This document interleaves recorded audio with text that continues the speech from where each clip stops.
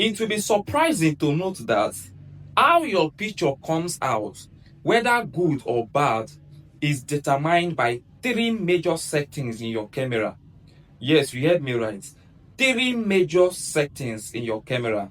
So hello, welcome to Kevin Photography Studios, where we dive into the world of photography and also we teach Photoshop. Yeah. So if you know that you love photography, or you are an aspiring photographer, beginner photographer, or you are a pro in photography, this is also your place, to widen your horizons. So welcome to Kevin Photography Studios. Make sure to like, comment, and also subscribe. Okay, so let us dive into it. It is controlled by three major settings: your aperture, your ISO, and your shutter speed. Yes. Now, ISO has to do with how sensitive your camera is to light. Now, the lower your ISO, the lower the light. The higher the ISO, the higher the light. The lower the ISO, the lower the light. The higher the ISO, the higher the light. But we should also take note that when increasing your ISO, when you increase it too much, it's going to cause what is known as noise.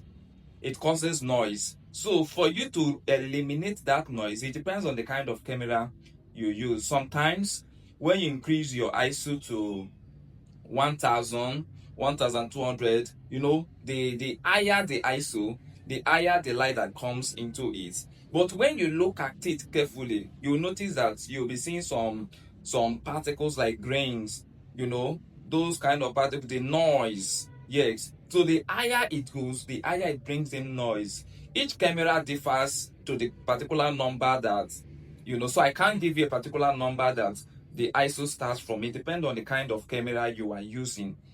Okay, so just take note that when you increase your ISO, the higher the ISO, the more noise that it is attracted to your picture. The lower the ISO, the lower the light that comes to your camera. Now, going forward, what is shutter speed? When we talk about speed, speed has to do with time. So it controls time. It has to do with the time it takes your camera to capture light. The time it takes your camera to capture light. And it also has to do with how motion is frozen or blurred. Now, I'm going to explain that. Shutter speed, just like as I said that it controls time, when you increase your shutter speed, it reduces your light. When you reduce your shutter speed, it increases your light.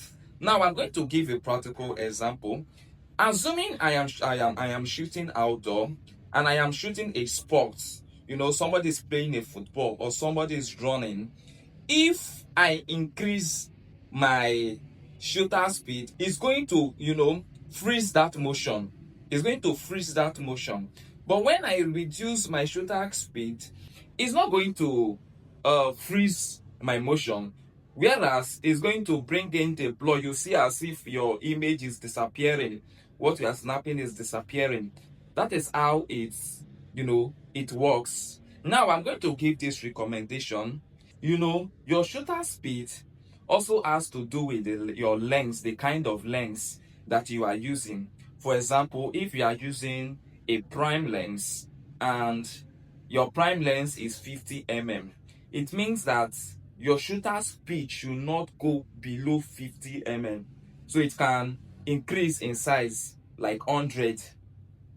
Now, if you are using an 18 mm, it means that you are going to times that 18 times 2, so you will increase it. If you are using for example 100 mm, I'm just saying, for example, you are using 100 mm, it means that your shutter speed should be increased to 200. So that is how it works. For you to have a perfect image, not for you to have that kind of image as if your subject is disappearing, for you to freeze your motion in time, what you need to do is to calculate these numbers. So the higher the higher the shutter speed, the possible chance it has to freeze motion, the lower it is, it's going to make your picture look as if it is disappearing. So in another explanation also, the higher the shutter speed, the lower the lights. The lower the shutter speed, the higher the light that comes to your camera. Now, the next one that I'm going to talk about is very vital, which is aperture. Aperture has to do with the openings in your camera lens, which allows how much light that comes to your camera. It is the openings in your camera lens which allows how much light that comes to your camera. Now, when you open up your lens, more light enters into your camera. But when you decide to close your lens slightly, lesser light comes into your camera. It's just like you, that during afternoon you decided to open up your windows, more light will come into the house. But when you close your window, lesser light will come into the house. So that is how it works. So it has to do with the openings in your lens that allows how much light that comes into your camera. Now, when you increase your aperture, like from aperture 1.8 to aperture 12, 13, or 20, lesser light will come into your lens. But when you reduce it to aperture 1.8, it brings in more light. It brings in more light, just like the explanation I gave before. When you open up your lens, when you open it up, like the lower the aperture, the higher the light that comes into your lens.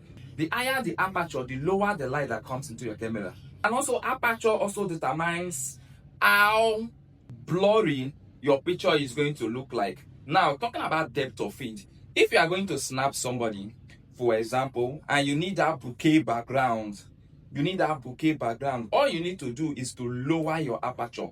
If your lens has up to like 1.4 or 1.8, it means that when you focus on your subject, the rest background will be blurred. The rest background will be blurred, which means you are focusing more on your subject, the person you are snapping. The background is none of your business. So that is why it is bringing that bouquet by the background. It is going to blur the background and then bring in your subject as the main focus.